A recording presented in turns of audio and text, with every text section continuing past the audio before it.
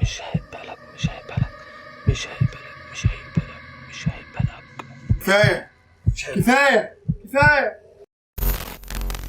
مش هيقبلك؟ انت مدرك انت بتقول ايه؟ بالله عليك قول لي، لو هو اللي مش هيقبلك سبحانه وتعالى مين هيقبلك؟ مين هيقبلك بكل البلاوي بتاعتك دي؟ مين غيره سبحانه وتعالى؟ اسمع الكلام دوت وانت هتجاوب على نفسك هيقبلك ولا لا. في عهد النبي صلى الله عليه وسلم كان في واحده وقعت في كبيره من الكبائر، فمشيت في الشارع من كتر حزنها عماله تجري تدور على اي حد يفتيها. فاول ما لقت واحد من الصحابه جريت عليه وقالت له يا صاحب رسول الله اغثني. فقال لها مالك في ايه بتجري وحالك متشقلب كده ليه؟ فقالت له يا صاحب رسول الله لقد وقعت في الزنا وقتلت ولدي من الزنا، هل لي من توبه؟ فالصحابي دوت بالفطره كده قال لها ليس لك من توبه، هلكتي ورب الكعبه. الست دي الكلمه وقعت على قلبها زي الصعقه، فخد الشهقة كده واغمى عليه. الصحابي دوت في لحظة كده تدارك الامر وقال ايه ده؟ أفتي في دين الله ورسول الله بين اظهرنا؟ فجري على النبي صلى الله عليه وسلم وقال له يا رسول الله دلوقتي في واحدة قابلتني وحصل 1 2 3 4 وقلت لها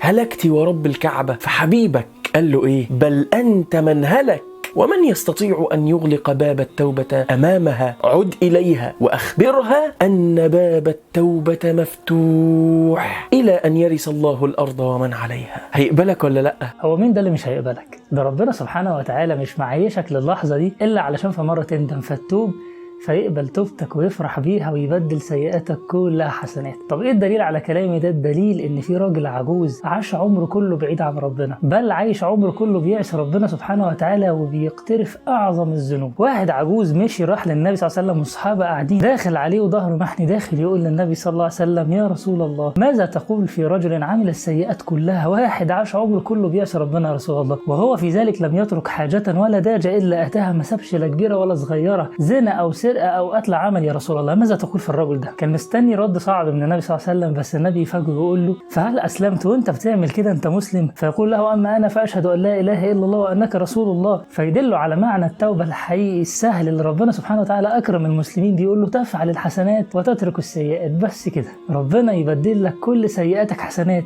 انت اللي خايف ترجع لربنا سبحانه وتعالى ما يقبلكش، ربنا شرع لك ان كل ذنوبك بتاع زمان دي يبدلها لك حسنات عشان تتوب وترجع، بس ترجع قبل فوات الاوان. اللي انت خايف ما يقبلكش دوت قبل ناس قبلك عملوا ذنوب اكتر منك بكتير جدا جدا. ناس راحوا للنبي صلى الله عليه وسلم وقالوا له يا رسول الله فعلنا من الذنوب كذا وكذا واسرفنا على انفسنا. الواحد منهم كان ممكن يزني ويقتل ويشرب الخمر ويسرق ويعمل كل الموبقات في يوم واحد. فقالوا يا رسول الله هل لنا اذا دخلنا في الاسلام يغفر الله لنا؟ فانزل الله عز وجل آية قال عنها العلماء إن هي أرجى آية في القرآن، قل يا عبادي الذين أسرفوا على أنفسهم لا تقنطوا من رحمة الله إن الله يغفر الذنوب جميعا إنه هو الغفور الرحيم. إن الله يغفر الذنوب جميعا. اوعى تقنط أبدا من رحمة الله عز وجل، اوعى تيأس أبدا من ربنا سبحانه وتعالى بيحب يغفر لعباده.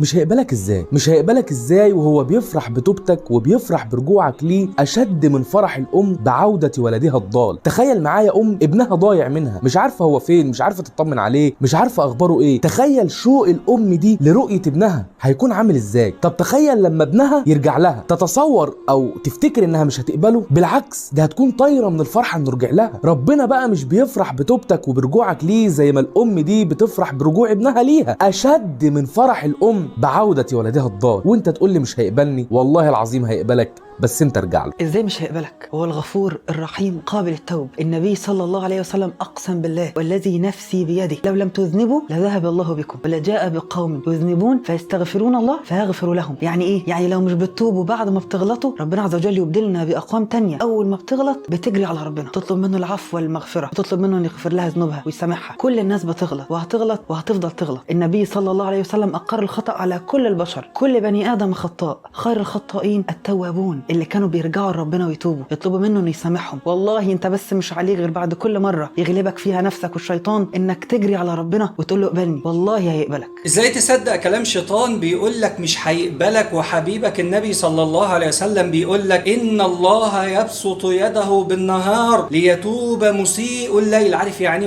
مسيء دي يعني مش سيء، ده مسيء ده كل لحظه بيعمل معصيه، ده كل دقيقه بيعمل ذنب جديد، ورغم كده ان الله يبسط يده ليتوب ويبسط يده بالليل ليتوب مسيء النهار. ربنا عايز يقول لك الليل جه والنهار خلص، كفايه وتوب بقى. ربنا عايز يقول لك رايح لمين وهيديك ايه؟ مش عندي، ده انت لو عايز دنيا عندي، ولو عايز اخره عندي، ولو عايز الاتنين عندي، تعالى عندي وانا هكرمك وهرحمك وههديك وهنقيك وهغفر لك. بس تعالى عندي، اوعى تبعد عن ربك، ارجع وهيقبلك، واوعى تقول مش هيقبلني.